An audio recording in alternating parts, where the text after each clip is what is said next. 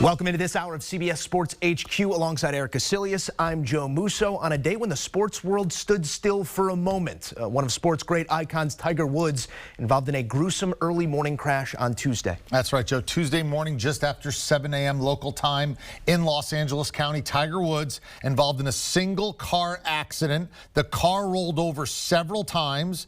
Tiger Woods was injured, including suffering 2 leg fractures and a shattered ankle. The LA County Sheriff's Department conducted a press conference later on Tuesday saying this area is known to have a high frequency of accidents. He was going downhill on a curve. There were no skid marks. There were no brake marks. He was wearing a seatbelt. The airbags deployed, and ultimately lucky to get away with non-life-threatening injuries. Late Tuesday night, early Wednesday morning, Tiger Woods, via his social media platform, his team released this statement updating us on his current status. The statement reads, "We thank everyone for the overwhelming support and messages through this time. As we previously communicated, Tiger was involved in a single car accident early this morning in California. He has undergone a long surgical procedure on his lower right leg and ankle after being brought to the hospital." This quote by Chief Medical Officer, CEO at Harbor UCLA Medical Center. The quote reads, "Mr. Woods suffered significant orthopedic injuries to his right lower extremity that were treated during emergency surgery by orthopedic trauma specialists at Harbor UCLA Medical Center, a level 1 trauma center. Comminuted open fractures affecting both the upper and lower portions of the tibia and fibula bones were stabilized by inserting a rod into the tibia. Additional injuries to the bones of the foot and ankle were stabilized with a combination of screws and pins. Trauma to the muscle and soft tissue of the leg required surgical release to the covering of the muscles to relieve pressure due to swelling," end quote. Tiger's team then also adds he is currently awake, responsive, and recovering in his hospital room. Thank you to the wonderful doctors and hospital staff at Harbor UCLA Medical Center, the Los Angeles County Sheriff's Department, and Fire Department. Your support and assistance has been outstanding. There are no further updates at this time, and we continue to thank you for all the well wishes and privacy for him and his family. We now welcome in CBS Sports golf analyst Rick Gannon to shed light on these most recent statements. Rick, we get a little bit of news here as the day turns.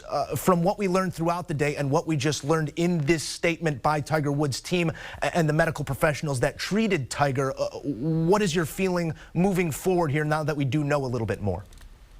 Yeah, this is the big update. Obviously, earlier on Tuesday, we get the law enforcement update and what happened at the scene when law enforcement and firefighters and everyone arrived and what Tiger's mental state was and just that he was in surgery. And now we get the medical update and hearing that he is out of surgery and a procedure has been done. I mean, this is really just, steps 1 and 2, essentially, of what is a very long road ahead. We've seen the images, we've seen the video all day long. It has been covered from wire to wire, and the scenes were ugly.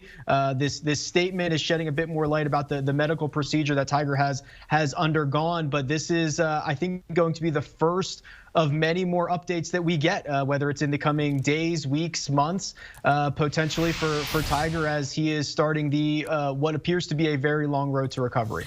Rick, I'm not sure if I'm supposed to feel better or worse after this statement. Knowing how the Woods camp operates and their usual tenor and the way that they deal with anytime they have to address the media, the public, those types of things, translate the tone and tenor of this statement for me. Yeah, this is kind of a lot more than I thought we were going to get. It is clearly from Tiger's team. They reference Tiger in the third person. It's not coming from Tiger himself. And the amount of information in this, I mean, historically, Tiger Woods and his camp have kept everything very close to the vest. They don't release any more details than necessary. So to see a statement that goes into a fairly great detail about the injuries, the fibula, the tibula, muscle damage, a rod being inserted, that to me says this is a big deal. Not that we didn't know that, but it's kind of a bit surprising to see this come directly from the Tiger Woods camp in such great detail. It says to me that these injuries were very extensive, as we kind of were getting reports of throughout the day, and that it's going to be, as I mentioned, a very long road ahead. So this is a very interesting peek behind the curtain that we don't usually get from the Tiger team. team. And obviously these are extenuating circumstances and unfortunate ones that give us that peak. As I flip through this statement once again, find it very interesting. No mention to the lower lumbar or any of those back spinal fusions and the injuries that he had incurred in the past, the status of those injuries, because as we saw Tiger just on Sunday speak with our Jim Nance, he looked like a guy who had just had back surgery. We know he's going to have to piece himself back together here physically, and we know that no one is equipped to do so better than Tiger Woods. It is day one of a long process as we move forward here, Rick, but from the mental side of it, the hurdles that Tiger Woods has to once again overcome to just tee a ball up and swing the club how he likes to, we're talking about a cataclysmic change to this man's career. Mentally, where do you put the status of Tiger Woods right now as he once again tries to come back from the lowest of lows? I think Tiger Woods has proven to us over the last 2 decades that there is no one mentally stronger than he. And if this is just a mental journey, Tiger is more equipped than anyone to tackle that challenge. Unfortunately, it's more than mental, right? It is extremely physical. As you mentioned, Joe, I mean, just on Sunday, we're hearing him say, I'm going through the mundane tasks of rehab to get over his 5th back surgery. That's where we were just a couple of days ago. And now this happens. So yes, it is going to be a mental battle. It's going to be a physical battle. If it was only mental, there'd be nobody better. But this is going to be something that now for Tiger Woods as a human, detached from golf, getting him back upright, getting him so that he can walk around with his children, potentially even putt with them. I mean, this is such a long road ahead. But if anybody is mentally prepared to tackle it, it's Tiger. If there's anybody who has proven us wrong and has done things that no human should be able to do time and time again, it's Tiger Woods. Now, if I'm looking at the statement, I said I'm not sure if I should feel positively or negatively. I suppose if pressed, I feel more positively about it. It wasn't as if it was though there are more surgeries coming in the days, emergency surgeries. There were complications to what happened. It was basically, this was bad. He got that great treatment, got the surgeries that he needed, and now he's resting, and we'll see going forward, but not committing that there needs to be. I mean, we saw, for example, Alex Smith in football for the Washington. He had 17 surgeries on the leg. It wasn't like, oh, by the way, he's going back under tomorrow or the next day, and this is going to be a long road with several surgeries ahead of us. There wasn't anything like that. Am I being too optimistic or Pollyannish here because I want him to do well here? Did you see it another way?